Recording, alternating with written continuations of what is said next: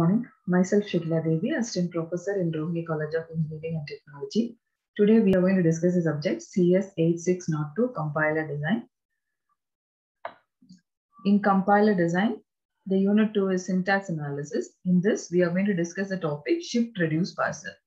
The outcome is, on successful completion of this module, the student should be able to solve the Shift Reduce Parser problem and pass the input string. Today we are going to discuss about the shift reduce parser in compiler design. So first we must know what is shift reduce parser. So what is shift reduce parser is? It is a bottom-up parsing technique. Normally we have two kinds of parsing. One is top-down parsing, another one is bottom-up parsing. In top-down parsing, we will construct the parse tree from the root to the leaf. Similarly, in bottom-up parsing, we are going to construct the parse tree from the leaf to the root. Okay, so this shift reduce parser is one kind of bottom-up parsing technique. And a more general form of shift reduce parser is LR parser. Actually, this parser requires two important data structures. One is input buffer, another one is stack. So what is the use of this input buffer is the input buffer is used to store the input string and the stack is used to store the production rules. Next, we are going to discuss about what are the important terms or what are the important conditions for shift reduce parsing. So in shift reduce parsing, we have two actions we are going to do. One is shift, another one is reduce. So at shift action, the current symbol in the input string is pushed into the stack.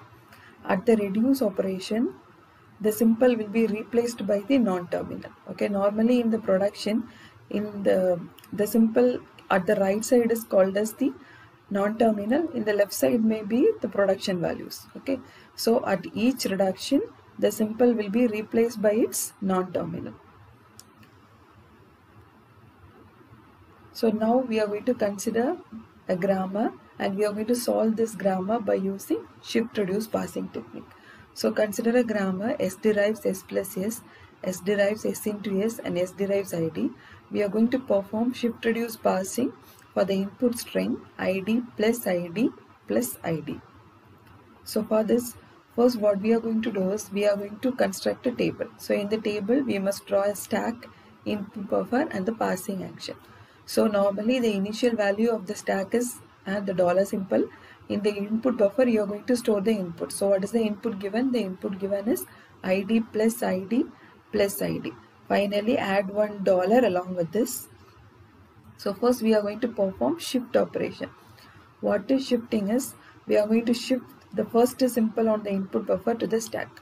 So I am going to move this ID to the stack. So now the stack becomes $ID. Now you are going to perform reduce operation. Okay, so for reduce operation you have to consider the grammars. So what is the grammar? We have S derives ID.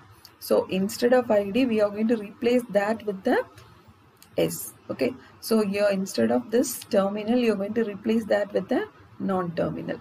Okay, so instead of ID you are going to replace that with S. So next again you are going to perform shift operation.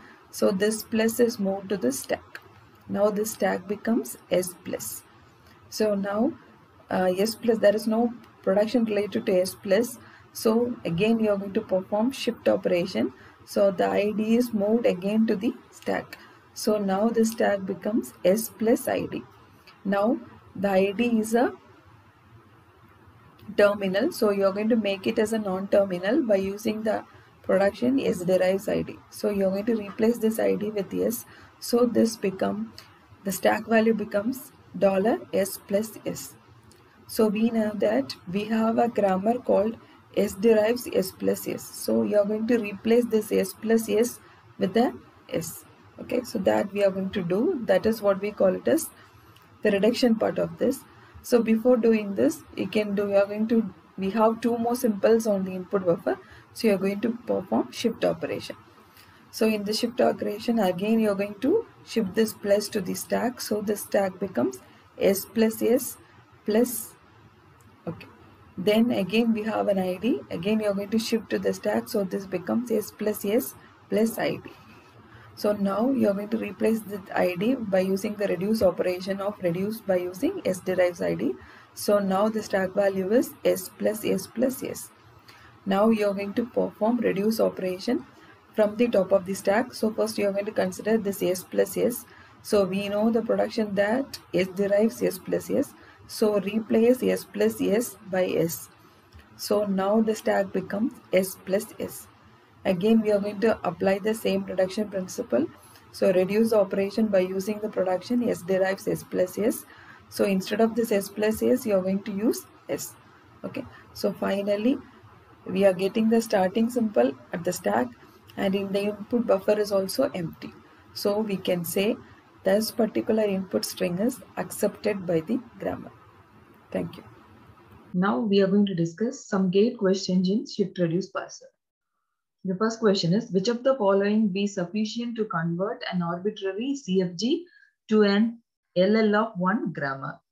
Removing left recursion alone, factoring the grammar alone, removing left recursion, factoring the grammar, none of these. The option is the option D, none of these. The next question is, which one of the following is the top-down parser? That is recursive descent parser, operator precedence parser, LR of K parser, and LALR of K parser. The answer is option A, which is recursive descent parser. The next question is, which one of the following kind of derivation is used in LR parsers? Leftmost derivation, leftmost in reverse, rightmost in the reverse. The answer is option D, which is rightmost in reverse. Next, we are going to see one tutorial problem. The problem is S derives. They have given you a grammar that is S derives S plus S derives S minus S derives within bracket S, and S derives A. The input string is A1 minus A within bracket A2 plus A3. Okay, so you have to do the shift reduce operation like this.